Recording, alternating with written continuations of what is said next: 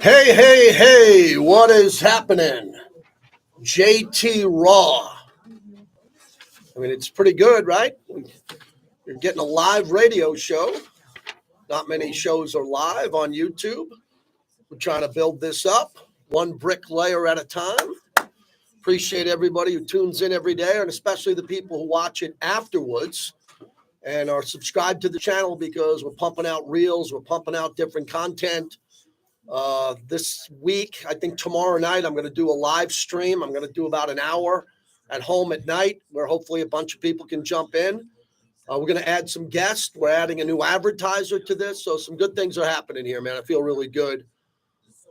Little bit under the weather, but no one cares about that because I'm not a soldier. I'm not a cop, a fireman, an emergency worker.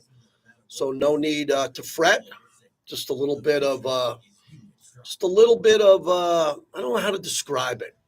Cruise blues coming off the Raiders cruise. Just still kind of the congested, kind of foggy. Foggy's the word I'd use.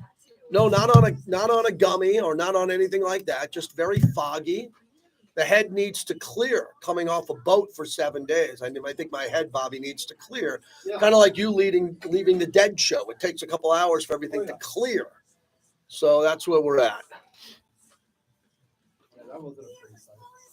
So what do we got? Vinnie Bonsignore at 12:15. Yep. Dave Gocher of the Golden Knights broadcast team as the Knights have made the playoffs.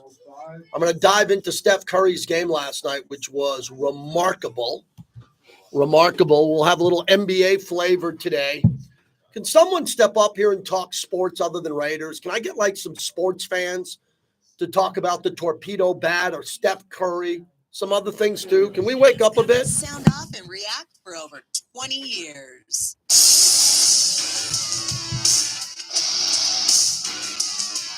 It's the JT the Brick Show, broadcasting live from the Finley Cadillac Performance Studio. Your silver and black home to sound off for over 25 years. And now, here's JT the Brick. Out of the gate, JT, as we begin a new day on the flagship of the Silver and Black Raider Nation Radio. We are streaming live with live cameras in studio. You can follow us on YouTube at JT the Brick YT. All you got to do is click the subscription. It's free, and the screen comes on, and you get everything live. And I promise you, at a minimum, you'll just make new internet friends. A lot of people are making friends in my chat, man. I know for a fact because I met a couple of them on the Raider cruise, and they said they met through the chat, through the bricklayers who were there. So I was pretty humbled for that. So thanks a lot for joining us today. I'm still coming out of the fog of the cruise, as I was telling our audience before we start the show exclusively on YouTube, that I'm kind of going through a fog stage here, just foggy after coming off the boat after 7 days and getting my legs back, and kind of just a fog, a brain fog that is leaving me. And now I'm starting to get back everything that I left on the cruise. So very interesting there, because I went on the first cruise of my life. It was kind of a work/fun cruise. I had a good time. But, it took a little out of me the last couple of days, and now we're coming through it. Also, Bobby, it might be the windy. It feels like we're in winter again. What's going on? What's going on here? I woke up again last night. The house is howling, branches hitting into the house, wind going crazy. Had to go outside to pick up some debris, and I felt like it was wintertime. Hey, man, we're Vegas. We don't screw with the weather. We're supposed to have pool season coming up here, man. Let's go. A little windy, a little gusty driving in today. My long commute, one exit on the 215 on the mean streets of Summerlin.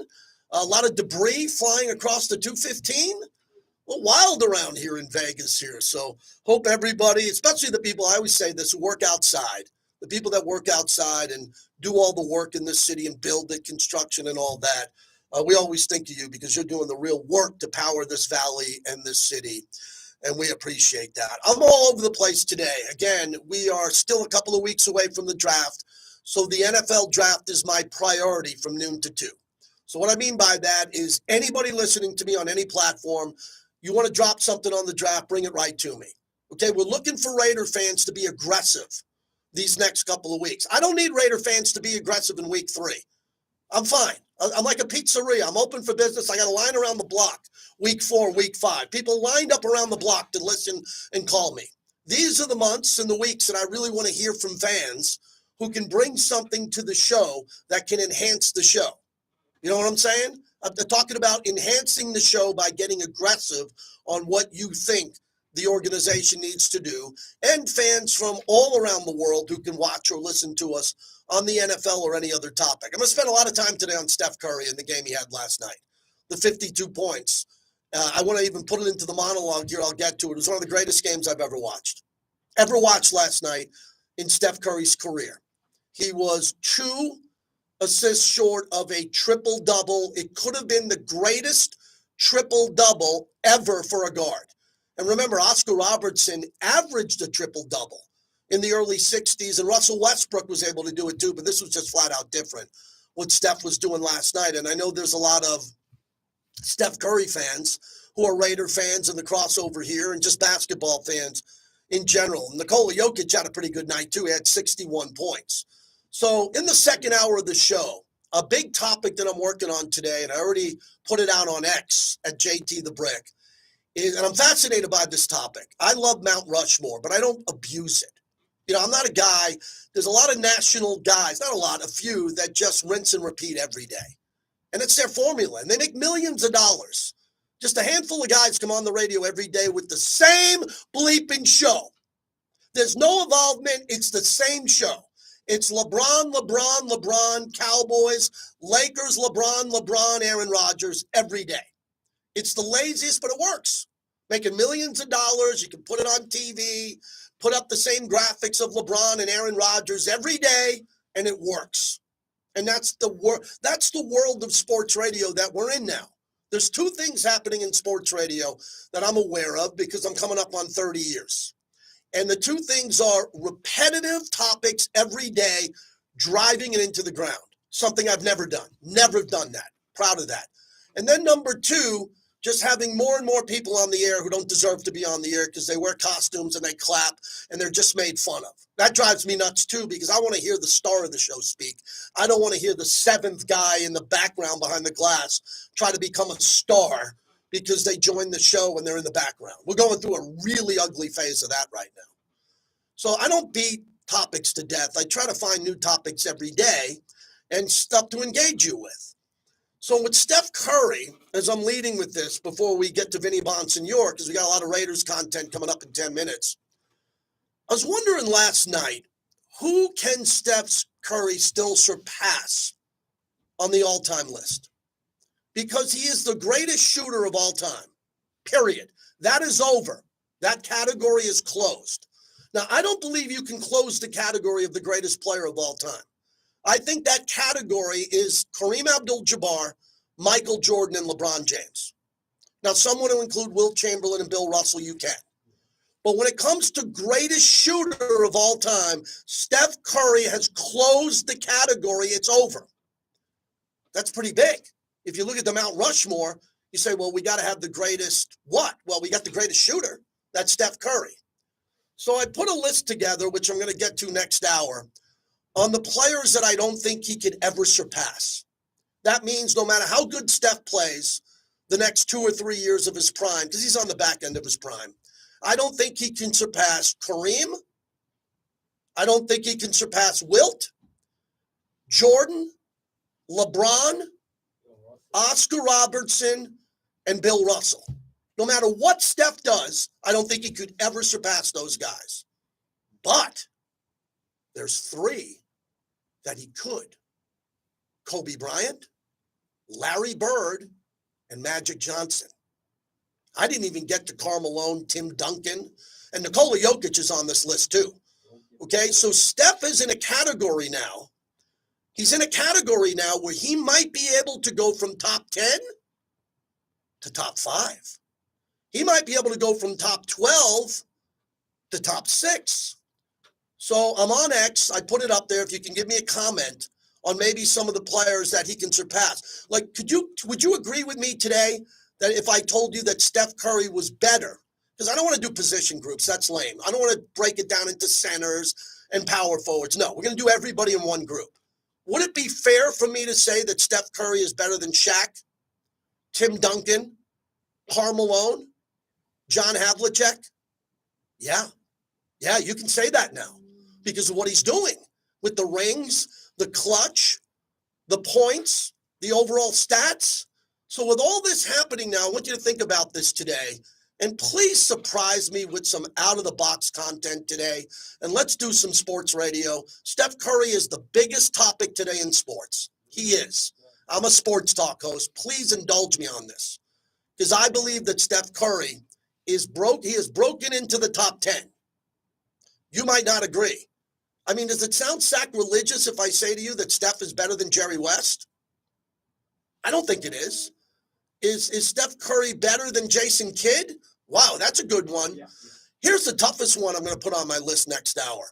John Stockton. John Stockton is the greatest point guard assist man ever.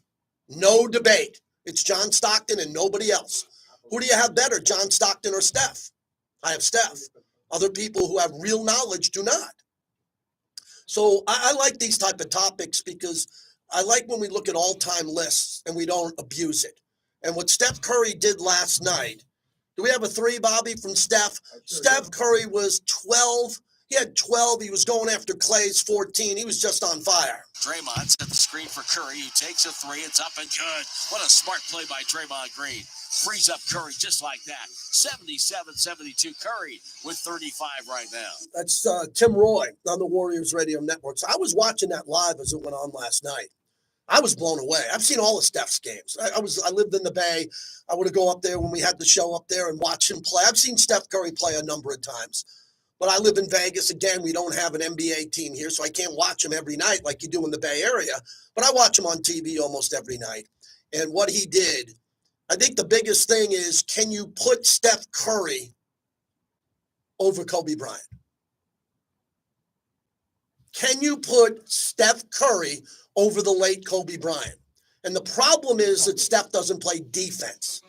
That's the problem. Steph is not known for any defense.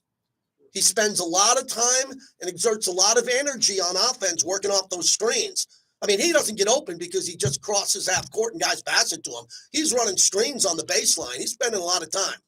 But Steph Curry is never going to be the guy that people say defense. And Jordan was as good on defense as he was on offense. And Bill Russell was the greatest shot blocking defender because he had to go up against Wilt. Wilt was just the most dominant player of all time, scoring wise, averaging 50. So Steph can never do that. But man, I got a lot of respect for Steph. And remember, I'm the same radio host that 2 weeks ago, before the cruise, ripped on Steph for load management. He took a game off. And don't tell me he was injured. He was not. They load managed him. And that really got me going. I did a show on that. And the one last thing on the Warriors, and I'll get back to on this, is they're winning because of Jimmy Butler.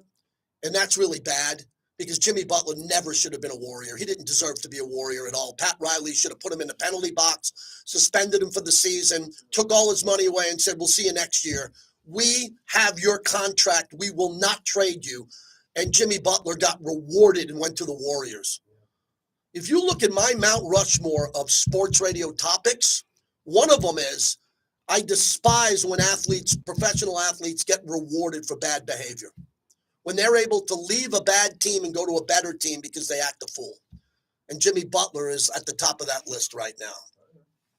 All right, as we said, John Spytek had the scrum at the owners' meetings, and I thought it was some of the best content that we heard.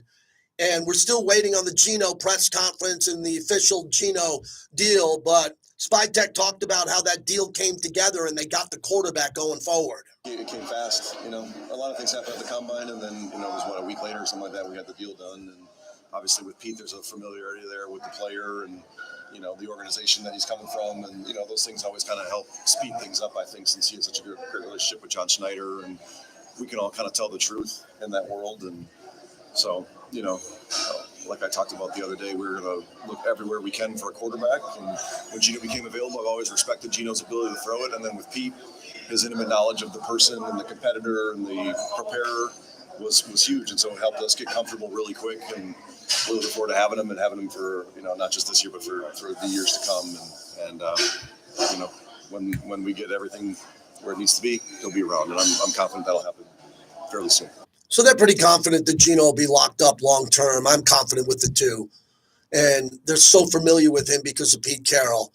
And I think everybody knows this already. It's just tied up, just not the contract, that they wanted Gino because Pete Carroll loves him as a human being, a football player, a leader, and everything he does. And we don't know anything about that in Raider Nation. We don't know anything about that. Max Crosby hasn't been to a practice with him. Max seems to be pretty excited about Gino, but nobody in the building has seen Gino yet in the building. So as we sit here and we look at all this, everybody seems to be on the same page because Pete Carroll is saying he's my guy. He's my guy. He's exactly what I need. And Mark Davis and Tom Brady and John Spytek are like, okay, cool, Pete, you're a guy. We'll go get him. And they did it. And they didn't give up a lot for that. The interesting part will be what they pay him. What will be the yearly average of his salary? It's not going to ruin us all if he gets 40 million or 45. What's $5 million? I mean, for a quarterback in this league, I mean, they're talking 60 million for Brock Purdy potentially. Dak Prescott got 60 million. I don't think that Gino is going to break the bank, but he's going to get what he deserves. So Vinnie Bonsignore is kind enough to join us. What a great experience he's had with the owners' meetings. And Vinnie, where would you compare this one? You've been to all of them with the former regimes, all the other GMs and coaches over the years. What made this one different? Yeah, I think for me, it's the feedback that I've gotten, whether you're talking about the owners' meetings or the scouting combine or even going back to the Senior Bowl in Mobile, Alabama, is the perception of the Raiders outside of the Raiders building and how favorable it is. There's a feeling around the league where it's Pete Carroll. Of course he's going to get it turned around. Of course the Raiders are in good hands with Pete Carroll, and then you bring in a John Spytek, who a lot of people around the league feel is overdue for this opportunity to be a general manager. And then when you bring out the name Tom Brady, what does Tom Brady stand for other than excellence? And so does Pete Carroll. And John Spytek comes from organizations that have won Super Bowls in Denver, in Philadelphia, and Tampa Bay. So there's this feeling like the kind of the three-headed power base that the Raiders have right now in the decision makings when it comes to the football side of things. Mark Davis got it as close to right as you possibly can. Obviously, it has to materialize now on the football field, but there's nobody that I talk to that doesn't think that in time it absolutely will. These are tried and true and proven commodities when you're talking about Tom Brady, John Spytek, and Pete Carroll. All right, with John Spytek, have you put the pieces of this deal together with Gino Smith, and we'll wait for the official news on the contract? Just all the content that I'm hearing, Vinny, and you're asking great questions, and everybody there is that he's Pete's guy, and Pete just loves him. I got a soundbite later of Pete on NFL radio with Pat Kerwin, and just his overall joy in this guy, Gino Smith, as a human being and as a competitor. Are you hearing more and more of that? Yeah, there's no question, and I would be remiss not to mention Gino Smith in that equation in terms of what that means for the Raiders and what they're going to be able to do on the field. And I'm talking about respected football people who know what a good quarterback looks like and what they're looking for in a good quarterback. And did it take Gino Smith a little while, to find his footing in the NFL? Yeah, it absolutely did. And that includes 4 years as a backup quarterback and multiple years with the Seattle Seahawks as a backup quarterback. So the Gino part of all this in terms of the stabilizing force that he brings to the quarterback position, and we all know how bad the quarterback play has been for the Raiders the last 2 years. It wasn't just this last year. It was bad last year. When you look at all the statistics and you go back the year before, Jimmy Garoppolo, that was a failed experience.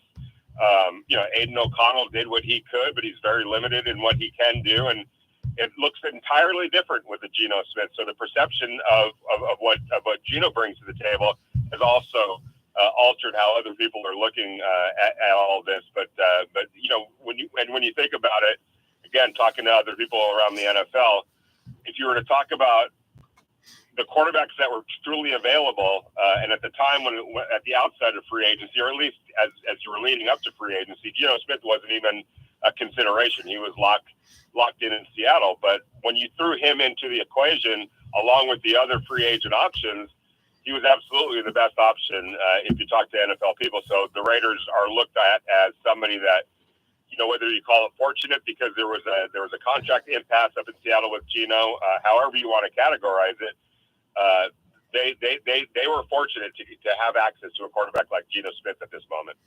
Vinnie Bonsignore joins us. Recently in the last 5, 6, 7 years, the Raiders have brought in several veteran linebackers who they've gotten some good plays out of. They got a little bit out of here. Veteran guys let go by other teams. Where do you stack Devin White here? He was one of my favorite players in the entire league 4 or 5 years ago, and he kind of drifted off a little bit. But I always believe that you can bring a linebacker in who's under 30 to the Raiders historically, from the Al Davis era to the modern era, and get a lot out of them if they're healthy. After doing your recon, all this, what should we expect from Devin White? Yeah, and a key to that is the health. But if he is healthy, you're still talking about a 27-year-old football player, that's had 3 seasons of over 100 of 100 or more tackles, 4 seasons of 90 or more tackles, and you put him now, assuming a Christian Wilkins stays healthy and a Max Crosby stays healthy, an Adam Butler and a Malcolm Kuntz, and the Raiders will add to the defensive line, but they've got some nice pieces there. If this defensive line stays healthy and occupies blocks, guys like Landon Roberts and Devin White, now they got to just go run and hit. And go look at the stats. They're proven commodities and guys that could go run and hit when it comes to the run game. How will it look in terms of the pass coverage? I think both players are somewhat limited in that area, or have some deficiencies in that area. But that's where your Lonnie Johnsons and your Isaiah Palamaus and your Jeremy Chins become really available, because one thing that you could do to mitigate asking linebackers to cover in pass coverage, which is a tough assignment for them, is to bring an extra safety onto the football field that has more fluidity, athletically is a little bit smaller than a linebacker, to be able to pick up the slack in that area. So when you look at what the Raiders have done at linebacker, 2 new starting linebackers, Jeremy Chin and Alani Johnson, and bringing back Isaiah Palamau, they're in pretty good hands when it comes to that. If a Devin White and a Landon Roberts are going to have to get taken off the field on passing situations. Vinnie Bonsignore's our guest. So you like these 1-year deals? We're not talking about 2-3-year deals, 1-year deals. The difference between bringing in players you like initially, but they're still prove-it deals to show John Spytek and Pete Carroll that they can play and maybe garner a contract after that. Yeah, no doubt about it. But you also have to look at it from this perspective. I think a guy like John Spytek and Pete Carroll and the scouts that are in the building have supreme confidence in themselves and being able to put together solid drafts. So when you look at the long range from their perspective of being flexible with your roster, not getting tied up on long-term contracts with players, and having them maybe block younger guys or maybe making it cost prohibitive to make a switch out in terms of a younger player for an older player. This by signing guys to shorter contracts as they did, and sort of not turning their back on, but opting against getting involved in longer term, more lucrative deals with the Trayvon Merricks and the Robert Spillanes and the Dwayne Diablos. It gives them the flexibility, if they draft well, to be able to move on from some guys and easily replace them with younger players as well. So in some of these cases, you'll see some of them come back, some of these 1-year deal guys, but in some of them, you're also going to see them probably move on after a year, because John, Pete, and the scouting department has done their job to draft and develop, and you've got to put the coaches in there as well, to draft and develop younger, cheaper replacements. Vinnie Bonsignore joins us. So what was your time like with Mark Davis and the scrum with media and having a few minutes with him? What was that like? Yeah, I think, Mark is optimistic that he got it right. And I give Mark Davis a lot of credit for this, and always have. He makes the decisions in terms of the hires when it comes to the football people, and then he gives them the leeway to do their job. And he'll play devil's advocate. He'll challenge them with questions. But I can't think of a time where Mark Davis has prevented somebody from doing what he would have preferred them to do, and that includes maybe bringing Tom Brady in here a few years ago. he let John Gruden make that call. If you asked Mark Davis, he probably would have loved to have Tom Brady as the quarterback, but John said no, and Mark Davis sided with the coach and the decision maker that he hired. Has it always worked out? No. Are there times where he says, "Man, maybe I should have, put my foot down a little bit and called that shot"? Yes, but he wants to be consistent in how he does that, and will continue to do that with with Pete Carroll and John Spytek.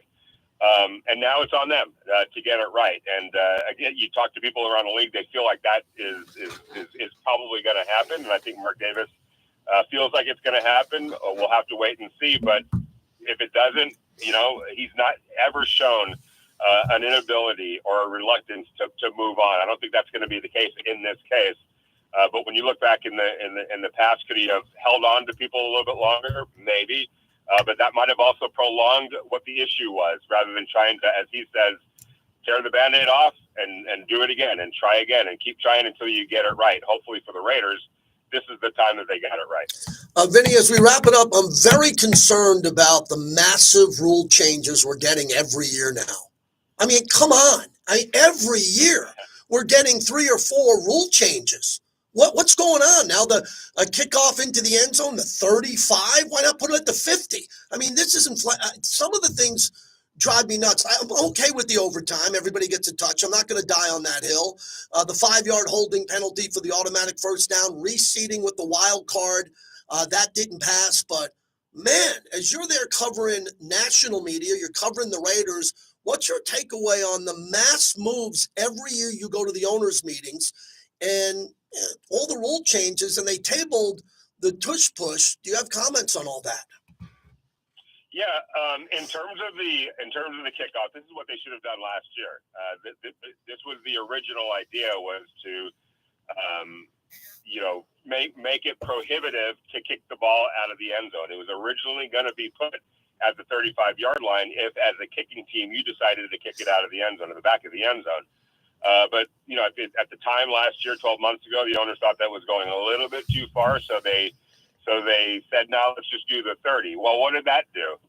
It just made it much easier for kicking teams to say, "The heck with it. We're just going to kick it out of the end zone and settle with them having the ball at the 30-yard line." The offense is having the ball at the 30-yard line, which drastically and dramatically reduced the amount of kickoffs returns that we had. And so what they did was they put it at the 35-yard line because statistically, it's kind of a proven fact that when offenses start their drives at the 35 or beyond, their chances of scoring, whether it's a field goal or a touchdown, go way up. So they're challenging now kicking teams to say, well, we're not going to do that because we're really putting our defense in a bad spot. So to alleviate the ball getting to the 35-yard line, it's really easy. You kick it and you go tackle the guy before he gets to the 35-yard line. Now it's on you, the kicking team, to kick it and give the other team a chance to return it. And if you don't want him to get to the 35-yard line, hustle your butt down there and make some good damn tackles and stop him from getting to the 35-yard line. But they're not going to make it easy for you to decide, we don't really want to take the chance of kicking it into somebody's hands and maybe them returning it for a touchdown, or we commit a penalty, or whatever the case might be, whatever the reluctance is. So I think I think you're going to see far less times where they kick it out of the end zone and the other team gets the ball at the 35-yard line, and much more times where they're going to actually return the kick, which I think is great for the fans. Yep. All right. Last one, Vinny, here. We're going to pivot to the draft. What was the buzz like at the NFL owners meetings? It's different than the combine where everybody's talking about draft prospects. Now we're talking about rule changes and other things. Did you feel the buzz of that Raiders number 6 overall, as people say, Tet McMillan or Ashton Genty or Shador dropping to 6? What are you excited about over the next couple of weeks here when it comes to the Raiders and the draft?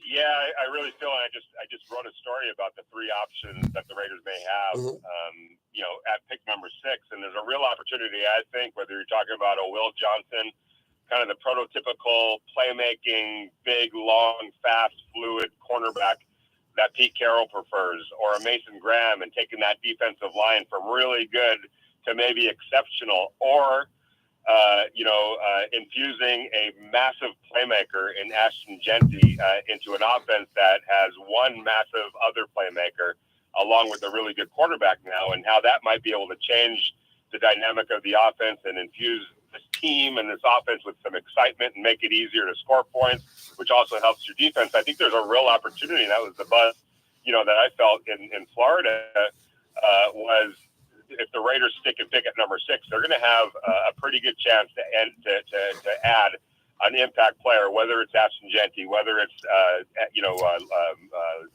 Will Johnson, the cornerback for Michigan, or Mason Graham, the defensive tackle for Michigan. Thanks, Vinny. Let's thank your proud partners for your appearance today. Thank you so much. Absolutely. LendingStore.com. If you need $500 or $5,000 in your bank account as early as tomorrow, just go to LendingStore.com. Have their experts help you find a lender that can get you that money as early as tomorrow. Just go to LendingStore.com for all the details. Take care, Vinny. See you next week. All right. Thanks a lot, JT. You got it. That's Vinnie Bonsignore. Great insider, host, guest. We're fortunate to have him here on this channel. Okay, with a heavy heart, for the first time, we're reporting the death of John Vella, one of the great Raider legends of all time, as the Raiders have put that out, and it's on the Raiders' social media now. And a lot of Raider fans are going to have a heavy heart, especially those in Oakland who knew John. The Raider family mourns the passing of John Vella, a standout on the dominant Raiders offensive line of the 1970s and a starter on Oakland's Super Bowl 11 championship team. Vella originally joined the Raiders as a second-round draft selection in 1972 out of USC, where he earned consensus All-American honors as a tackle in 1971. A versatile performer and a ferocious competitor, Vella played both guard and tackle, seeing action in 84 games with 48 starts and 8 seasons with the Silver and Black. He finished his career with Minnesota in 1980. The prayers of the entire Raider Nation are with the Vella family at this time. John Vella, rest in peace. I got a lot to say on this. We knew that John hasn't been healthy for a long time. And John was coming to Vegas on some of the initial alumni trips. And I got to know John when I started with the Raiders. And I want to dive into this a little bit. So I need a minute to compose this for a second. So give me a minute. Because John really was really good to me, man. Wow. And you see these Raider legends, you see it in all the sports, but, it's been a really rough couple of, months. Pete Rose, good friend passing. We went back to Bill Walton. You go through all the other legends, Jim Otto, who recently passed away, and you're seeing the heroes of your youth pass away. And if you're lucky enough, and what's interesting about John Vella, and let's pivot the show the next 2 days, because John Vella deserves more than one segment, to pay tribute to John Vella. So wherever you can hear my voice, if you want to call in and pay tribute to John Vella, you should. 702-365-9200, because John Vella was a great guy. Wow. I mean, forget about it. You want to talk about a guy who was accessible to the fans later in life, because he was the architect of the Raider road trip. He put the fan trips together. And I got stories to say on that. So with a heavy heart, we dedicate the energy of the show to the great John Vella. Proud to say he was a friend. And I know he will rest in paradise up there with Morris. Hopefully they're sitting around tonight, Mo and John Vella, watching some Raider films of their great John Vella. May he rest in peace. No, it was a Pete Carroll. Pretty important. We don't have to. You can get it during a break. No rush.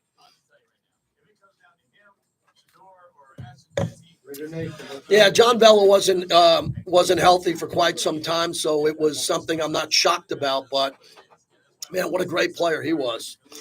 What a great player he was! Wow. Don't miss Unnecessary Roughness weekdays at 2 on Raider Nation Radio, 920 AM. This is JT from the Black Hole, home of football's most notorious fans. Yeah, John was a really big impact guy. I remember when I started with the team in '98 and meeting him, and he was very vibrant and very, big personality.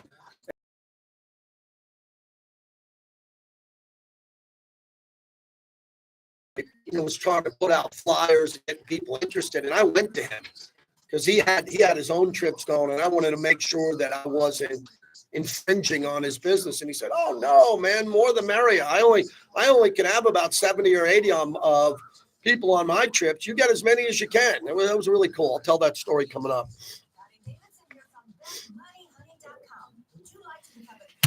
Yep. Yep. Thank you. Should be Goodell talking about the tush push. Okay. Okay. Yeah, I think you're right. Tom Flores' daughter married to John Vella's son. I think I do recall that. Big D.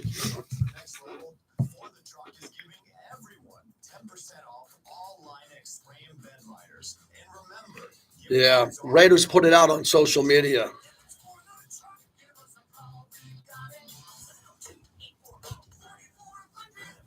Welcome to Yoga for Beginners, where we say yes to less stress and no to auto loan payments. Say yes to less stress with one Nevada Credit Union's 90-day no pay. Finance your new or used car with us, or move your current auto loan and don't make any payments for 90 days. That can be close to $4,000 a buck. Say no to payments and yes to less stress with one Nevada Credit Union's 90-day no pay. You always got to remember the past, no matter how much people want to talk about the future, which I love. This new regime is going to go heavy on the future, and I'm right there with them. But I would tell you, man, the talking about the past of these guys is a big part of this franchise. All right. Look at that. Raider Ryan dropping a little donation here. I don't ask for any money, so I appreciate anybody doing that. Any money that does come in goes to my son, who puts it back into the site. So just to say that overall, so I appreciate that. That's why we got to get this to 10,000 subscribers pretty quickly here. We can't hit a wall. We got to keep pushing, getting 50, 100 new people a day. And the only way I'm going to be able to do that is this audience is not going to grow much. We need new audience to help it grow. Because this is the core, the bricklayers. We need new people to get on board. So we appreciate your help in recruiting other people to the site. Thomas Hurdle coming back with the non-contact jersey. Compliance and inspections, because that's what you should expect from a trusted business partner. Find out how to have Pro Group Management work for you. Get that cut by Visit our like website 5 at minutes. pgnnv.com to receive a free cost savings analysis now. That's pgnnv.com, or call our Las Vegas office at 702-740-4380. Pro Group Management. Workers' comp that works for you. Cristo Rey St. Viator College Preparatory High School is a private Catholic learning community educating young people of limited economic means. We are now hiring for the 2025-2026 school year. Applications for AP Spanish, AP English, and math teachers, as well as college counselor, alumni counselor, and driver for our corporate work study program are available on our website at CristoRayStViator.org. Thank you. 844-2019. Welcome back to the JT the Brick Show. Brought to you by Tito's Handmade Vodka, America's original craft vodka. Visit Tito'sVodka.com. There's a lot of discussion about going back to the previous rule, back to pre-2004. The reality of it is, I think that's makes a lot of sense in many ways, because I think it expands it beyond just that single play. There are a lot of plays where you see someone pulling or pushing somebody that are not in the tush-push formation that I think do have an increased risk of injury. And so I think the committee will look at that and come back in May with some proposals. Yeah, that's Roger Goodell basically saying the tush-push is done on the next vote. Because he's just, if they don't get enough votes, Goodell's going to kill it by just saying it's a safety issue. He let the cat out of the bag. He just said, that's it. We didn't have enough votes to get rid of it. I'm the commissioner. I make $70 million a year. I don't want lawsuits. We're going to take out the tush push, and we're going to put it under health and safety. That was brilliant what he did. It was actually absolutely brilliant.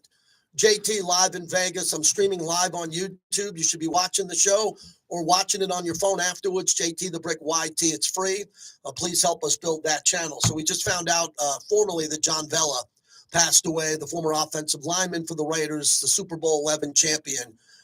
I don't have a lot of stories with John. I will just say, being to his store, being around him when he used to take his trips on the road. I started with the Raiders in 1998.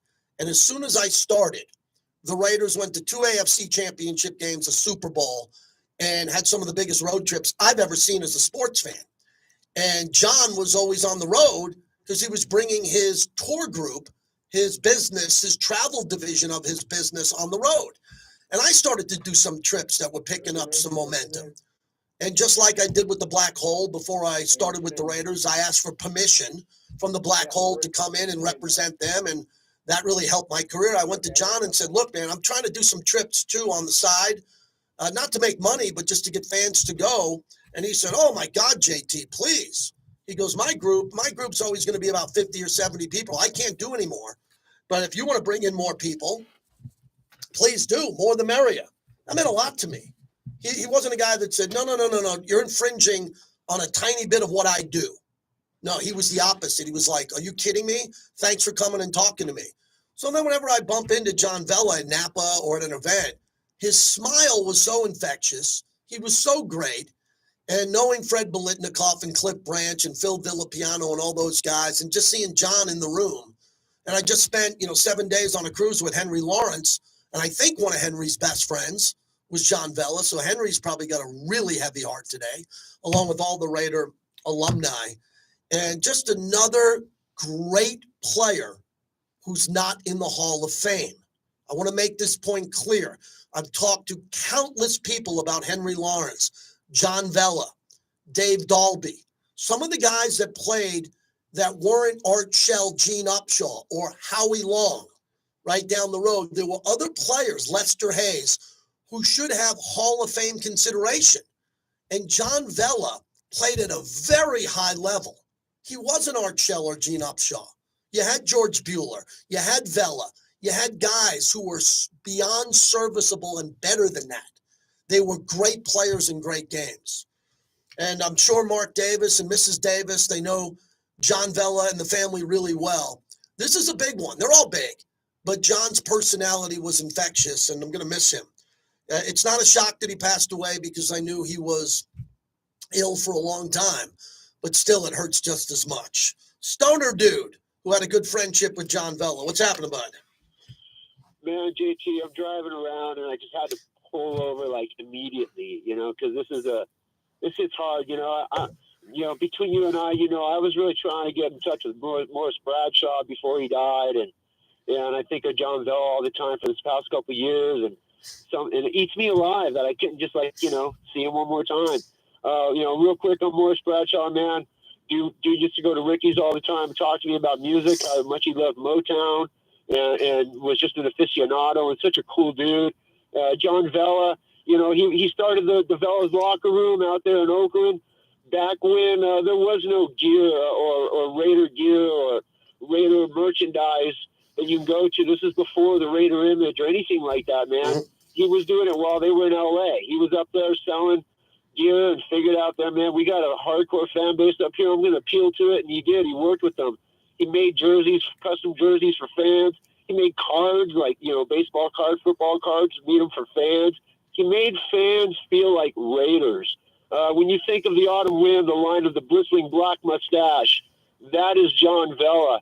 He is such a Raider, man. And he used to, like you talked about the road trips, he worked with fans so closely, even when there wasn't Raider rallies, when stations like the Ticket 1050 turned their back on the Raiders and there was nobody to represent. He would work with me and the band Raiderhead, put together Raider rallies. I sat with him for hours and hours, so many different various times. JT and just talked and heard all the great stories. He used to share his Super Bowl rings with fans and let them wear them all the time. I can't even go on and on of how much I loved and appreciated John Vella and what he did for me just as a friend, as a person, and the way he treated me and the way he treated everybody else. So I just felt like I just really needed to say that, JT, because I wanted to say goodbye, at least goodbye one more time. I didn't get to do that with him or Morris. God bless John Vella, his family, and the Raider Nation, and all the fans that knew him. That is a brilliant phone call. That is the epitome of a phone call from a Raider fan to pay tribute to someone who passed away. The top of the charts. He summed up John Vella beautifully. Vella's locker room, how he made fans feel like they were part of the team, how he made the merchandise available, right? He made a great point before Raider Image. The Raider Image now is a monster. A monster. You go to the Raider Image and you go see what they're doing at the stadium, and Tom and his group are doing. The Raider Image, you can get any gear you want online in the snap of a finger. And back in the day, there wasn't. And you go to Vella locker room, John Vella's locker room, to go buy it. And I just like the way that he was front and center trying to bring fans together. You know, there's some players who are very comfortable around fans, and there are others who are not. And the ones who aren't comfortable around fans, that does not make them bad people. They just don't want to be around big crowds of fans. John Vella loved it. So my memories with him are going to be up in Napa when Mark would throw the big Napa winery dinners with entertainment, and John Vella would come off the bus and he'd have on a nice dress shirt and he'd have a big smile, and everybody would be just around him and just feeling better about themselves. Robert in Portland, thanks for waiting. You're up next on the flagship. Yeah, once I left Castro Valley, where John owned his first store, I had to keep in contact with the Raiders because even though I have tons of buddies of mine in the East Bay. You said it best when you first met him. The guy was a class, I can't tell you just a class act. When he came in the room, everybody gravitated to him. He was the Pied Piper when they were gone. He set up trips to the Super Bowl. Those of us that moved away, I mean, this hit me hard. I just love the guy. That's all I want to say. Yeah, nicely said. I know that this is why this fan base is so important globally.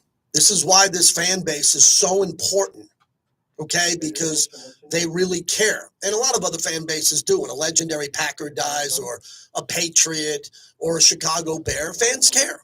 But, Raider Nation, John Vella, and for the youngsters out there and the new Las Vegas Raider fans, and I've said this often, part of what I want my legacy to be whenever it's done here, whenever it is that I helped in a small way with Vegas trying to teach the new Raider fans about some of the old fans and the fans that came and the players that came before Vegas. And that's a really important thing going forward, is how much of the history do you remember and how much, because we want our new history. We want to start winning, man. We want to start winning a lot. And then these new players will have reputations. I mean, you think of, I want to get to Raider 66, so give me a second. You start to think about the future of this franchise and this new regime. They want to set the standard. So they're in the amount of playoff games that John Vella played in. So the non-Pro Bowlers or the guys who are on the verge of a Pro Bowl but not going to the Hall of Fame, like John Vella, become legends. That's what we're trying to do now. Raider 66, go ahead.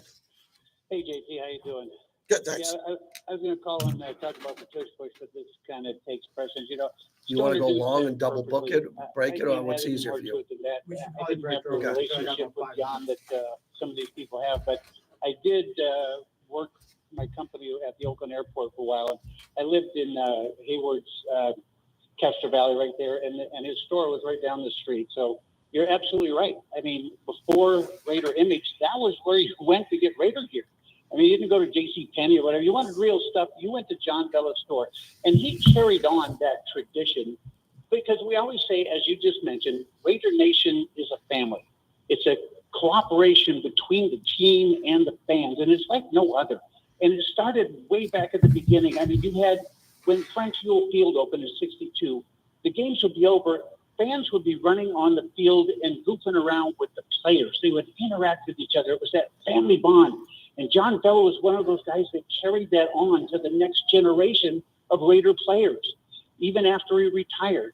I mean, that's what we talk about. And like you said, JT, we want the Las Vegas fans, the new Raider Nation, to understand, and hopefully we're going to start winning like crazy, and that bond is going to be built up with these new Raider players, because it is something so special. And that is why Raider Nation is so strong, that it just goes back so far. And I wish I had better words to say it, but RAP, Mr. Vella. Yeah, nicely said. All the best to your family and friends. Yeah, I think a lot of people have a heavy heart today on the breaking news that John Vella, the former offensive lineman, just passed away. The impact he had with the Davis family, the organization, the fans in the Bay Area. Big loss. A lot of people love John Vella. He leaves a lasting legacy. We'll wrap up the hour on the other side. I got a hockey interview at the top of the hour, and then we'll go right back to a tribute to John Vella for the rest of the week when everybody's comfortable calling in and comes to terms with this as we continue on Raider Nation Radio. Yeah. All right, let me focus on the chat. Yeah, people die. People die, and sometimes they have long lives. John was not in good health for a number of years here, so he kind of hasn't been around for a while. But you're still just as shocked when you hear someone pass away. Back in Black, yeah, I'm counting down to AC/DC. Weekdays at 7 a.m. Raider Nation Radio, 920 a.m. Hi, I'm Tom Connors. Went to Mark Patrick's hypnosis seminar February 6, 2019. Nothing worked before. Left there and never smoked again. Amazing. Easy, affordable, and guaranteed. A year later, with my wife Michelle, attended Mark Patrick's weight loss seminar. She lost 18 pounds and I lost 43 in 8 weeks. It's true. Smoke 2 packs a day and nothing works until Mark Patrick hypnosis. Now we're losing weight together, eating healthy, full of half the food, crazy, enjoying exercising. Who would have believed Mark Patrick hypnosis really works? It's amazing. I could breathe again, my blood pressure went down, and I've got so much energy. All right, man, I'm going to keep this going. I'll probably bail out of here in a few minutes, and then I might do a live stream tonight or tomorrow. I'm going to do the podcast with Looney. We'll have something going on there. And I'm just getting texts from Phil Villapiano. I got a text from Fred Bolitnikoff right here. A lot of these guys have a heavy heart today. Vella's locker room was the place. That's where I'd go to meet the great Cliff Branch and Greg Townsend. Yeah.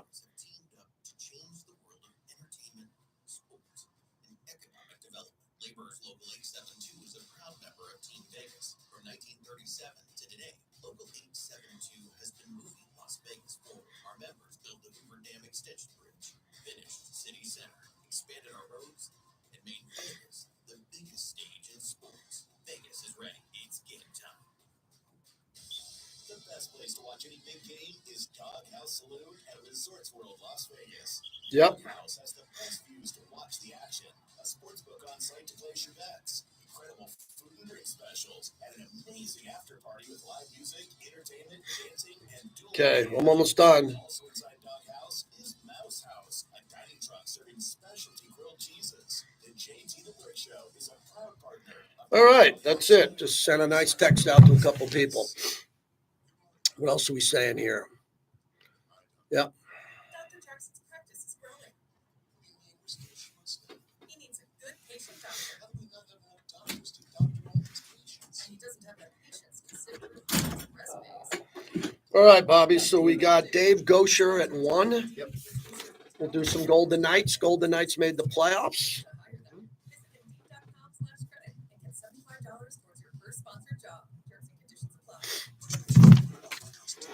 Shields up. Hold on. Guys, let's talk ED, because millions of men experience it, but not everyone can access afford treatments like Viagra. HIMS can help. Through HIMS.com, Like about you can access 4 a minutes. full range of treatment options for ED. 100% online process. To start with a free online visit, save 95%. Go to HIMS.com/joy. HIMS.com/JOY. Yeah, it's interesting times now, man. We're kind of in this push towards the draft, but we're kind of too early to go balls out in the draft, but getting close. We got the Final Four. Hold on, Freddie Bolitnikoff. Let me turn off the microphone.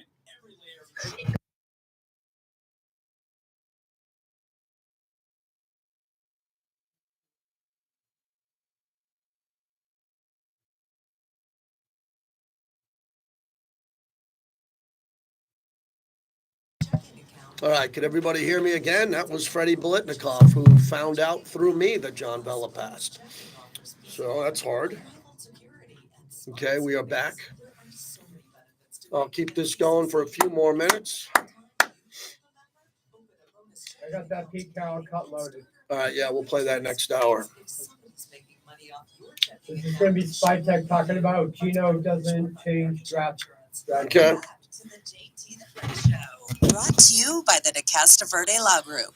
If you get injured in an accident, call 702-222-9999. Team building standpoint, I don't think it changes our approach at all.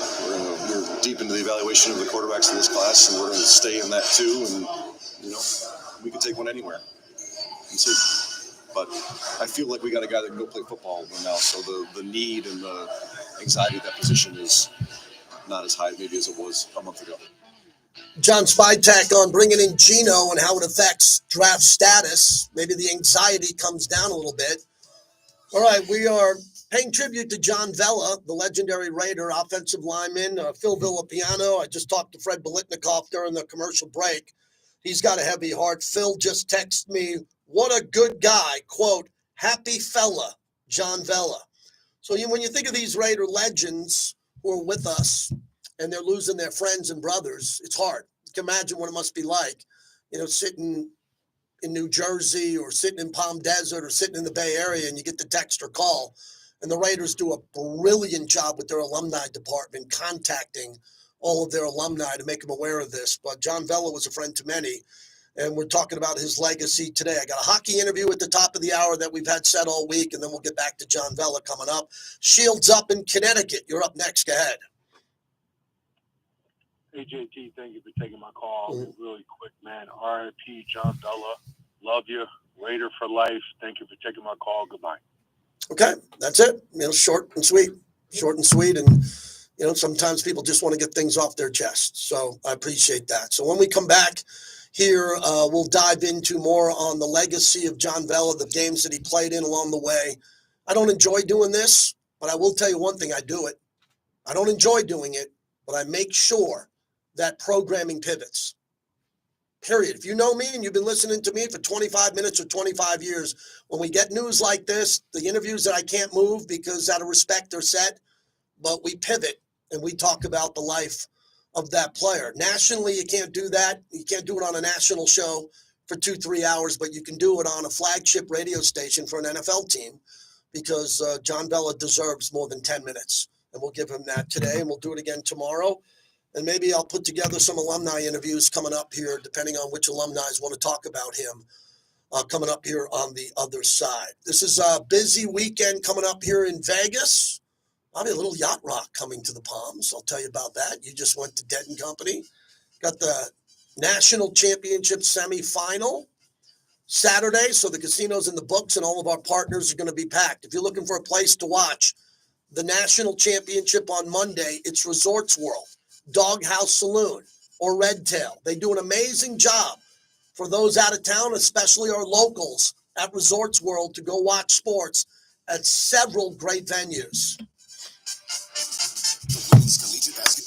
Thank you, everybody. Short and sweet today. Again, we're going to get back to this John Vella on radio.